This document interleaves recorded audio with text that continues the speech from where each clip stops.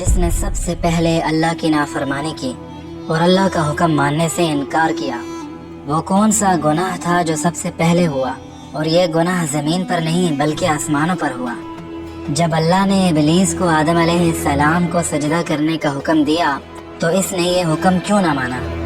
وہ کون سا جن ہے جس نے 6 لاکھ سال تک اللہ کی عبادت کی ہے اور آسمان اور زمین پر کوئی جگہ ایسی نہیں جہاں اس جن نے سجدہ نہ کیا ہو، لیکن پھر بھی اسے جنت سے نکال دیا گیا؟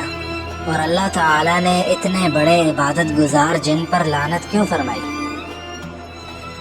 جیسا کہ آپ جانتے ہیں کہ اللہ تعالیٰ نے جنات کو انسان سے پہلے آگ کے شعلے سے پیدا کیا، اور اس زمین پر انسان سے پہلے جنات رہتے تھے۔ جنات وہ پہلی مخلوق ہیں جس نے اس زمین پر اللہ کی عبادت کی۔ ان جنات نے ہزاروں سال اللہ کی عبادت کی۔ جیسے جنات کی عمر ہزاروں برس کی ہوتی ہے، اسی طرح یہ جنات ایک طویل عرصے تک اس زمین پر اللہ کی عبادت کرتے رہے۔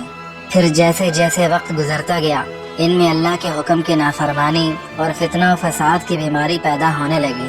پھر وقتاً فوقتاً یہ اللہ کے اس قدر نافرمان ہو گئے کہ انہوں نے اس زمین کو شر و فساد سے بھر ڈالا۔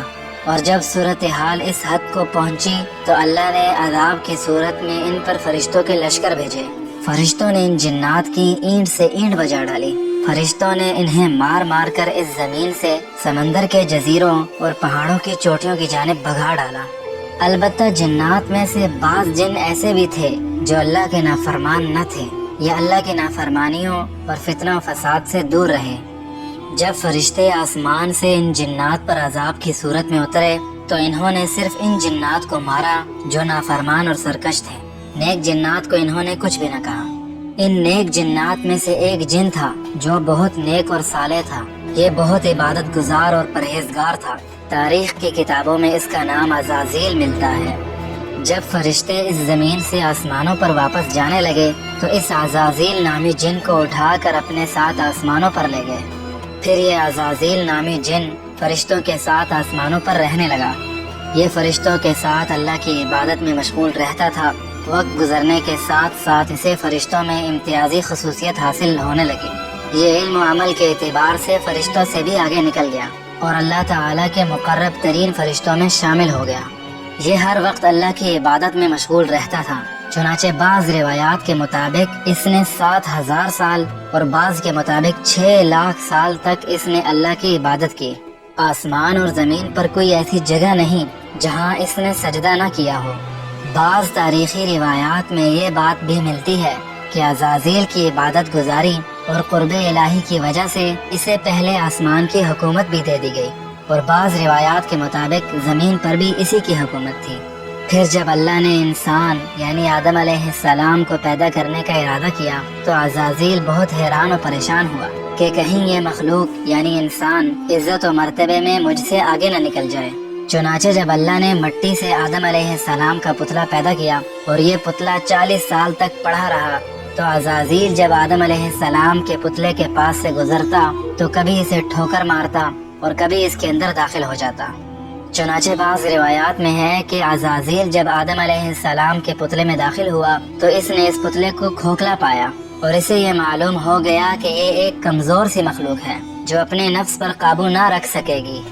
پھر عزازیل نے اس پتلے کو مخاطب کرتے ہوئے کہا کہ اگر مجھے تجھ پر مسلط کر دیا گیا تو میں تجھے ہلاک کر دوں گا، اور اگر تجھے مجھ پر مسلط کر دیا گیا تو میں یقیناً تیری نافرمانی کروں گا۔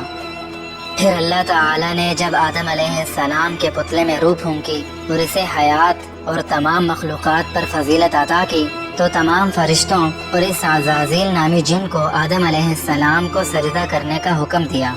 اللہ کے حکم کے مطابق تمام فرشتے آدم علیہ السلام کے سامنے سجدے میں گر گئے اور آدم علیہ السلام کی فضیلت کو تسلیم کیا، لیکن عزازیل نے آدم علیہ السلام کو سجدہ کرنے سے انکار کیا۔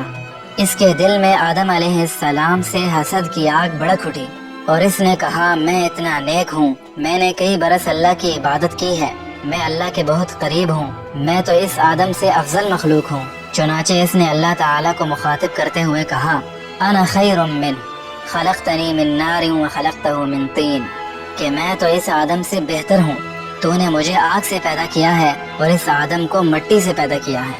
اور آگ تو مٹی سے افضل ہے، تو میں آگ سے بنی مخلوق، مٹی سے بنی ہوئی حقیر سی مخلوق کے سامنے کیسے جھک سکتا ہوں؟ چنانچہ جب اس نے اللہ کے اس حکم کی نافرمانی کی اور اللہ کے حکم کا انکار کیا تو اللہ نے اس پر لعنت فرمائی اور اسے اپنی رحمت سے دور کر دیا۔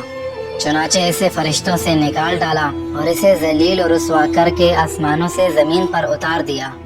اس سے وہ مرتبہ چھین لیا جو اسے اس کی عبادت کی وجہ سے حاصل تھا۔ اس عزازیل نامی جن نے حسد کی وجہ سے اللہ کے حکم کی نافرمانی کی، اور حسد ہی وہ سب سے پہلا گناہ ہے جو اس کائنات میں سب سے پہلے کیا گیا۔ اللہ کی نافرمانی کرنے کی وجہ سے عزازیل کو اللہ کی رحمت سے مایوس کر دیا گیا۔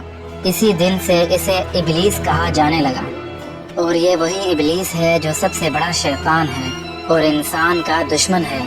یہ چاہتا ہے کہ جیسے اسے جنت سے ہمیشہ ہمیشہ کے لیے محروم کر کے نکال دیا گیا، اسی طرح کوئی انسان بھی کامیاب ہو کر جنت میں نہ جا سکے۔